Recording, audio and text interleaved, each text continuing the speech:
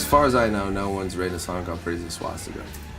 And the record company wanted me to take it off the record because they thought, oh Lord, what's, people are gonna... I don't see a picket sign of people outside saying, no more Manson, swastika, pretty. To me, it's one of the more romantic, interesting things I've said. Is it a compliment? What is it? Is it political? I don't know. It's not even the symbol. So when they said that, I tolerated them. And then they inspired me to really get to the heart of the matter. I make something, and when I'm done making it, fortunately, the way the world does work now, I can just give that to the world. What comes in a plastic box and is in a store, I don't give a shit what that is. They can change that, they can do whatever they want. If they're allergic to money and they don't want to, whatever. So, no swastika, I said, okay, pretty as a dollar sign. Because that's their fascism now. I mean, there's nothing more fascist now than money. Everyone knows that, everyone gets it. They essentially wanted to create a new curse word. I wasn't using a symbol, then they tried to say, well, for sure, Germany won't tolerate it. Well, no disrespect, and I love to say no disrespect, because you could say no disrespect, but you're a cocksucker. It's like it's a free, no disrespect, but go fuck yourself. No disrespect, but in Germany, swastika is an American word. It's a totally different word there. So go fuck yourself and all that. But I was inspired to make the dollar sign because my choices are made artistically. Their choices are made financially. So they actually allowed me to make a greater statement. Because initially the statement was made personally. I woke up one morning next to a girl that had black hair, red lipstick, and pale skin, and I said, you're as pretty as a swastika. And then that seemed charming enough for her to perform, I wouldn't say unspeakable acts, we know what they are. You know what I mean? I'm not saying. So if that works, why can't it work for the rest of the world? Who's the Nazi? It's trying to censor me. Whatever the case, I'm not trying to be shocking. I'm trying to be Marilyn Manson.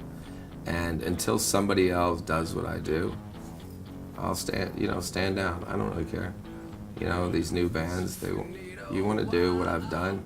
Look, I'm doing what other people have done. I'm inspired by Bowie, Prince, Madonna, Alice Cooper. But I have no problem saying that. And I just try and take that and make it my own.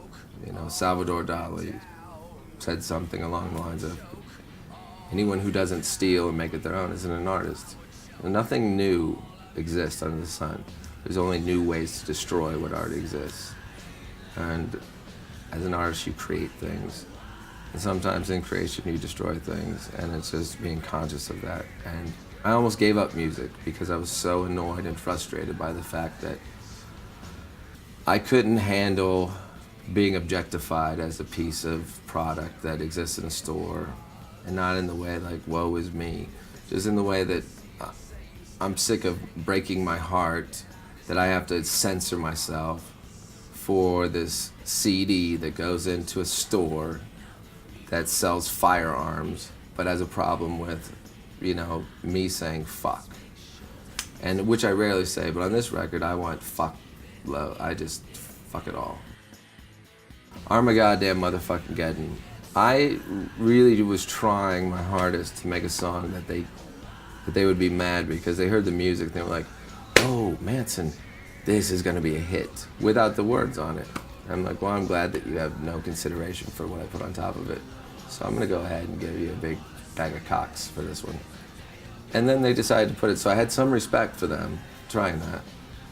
And the song, which ends with fuck the goddamn TV and the radio, I'm taking credit for the death toll. And then there's a song on the record, Blank and White, which there is no clean version of the song. In the store, what you buy or wherever you get it, Blank and White, in the middle of the song I say, give me a picket sign, God is dead but God is still white. So shoot up the mall, the school, or the president of whatever, or whoever wants to fight. And they initially came to me and they said, we're gonna have to drop out the word white, that God is white, and the word president. Listen, I'm not going to change God is white. Like, I don't believe in God, but every picture I've seen of God, he's white. I don't know. If you show me evidence that he's not, but why is that offensive? You're creating something racist by changing it.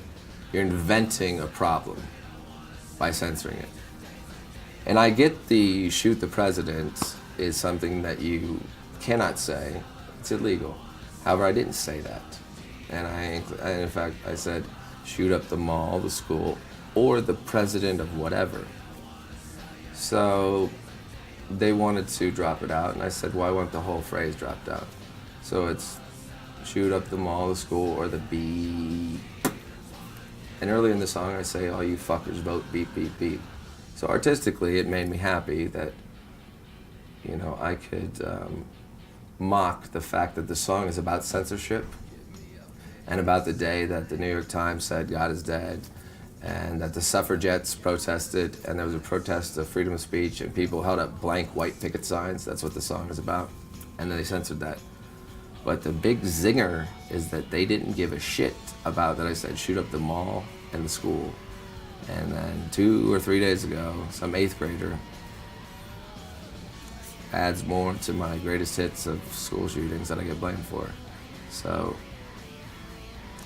who's the smart guy now? I don't know. You know, I don't advocate it. I get blamed for it. If I get blamed for it, I should at least get like some sort of medallion or a Grammy or something. I don't know. I just get death threats and blame and sex. Sometimes.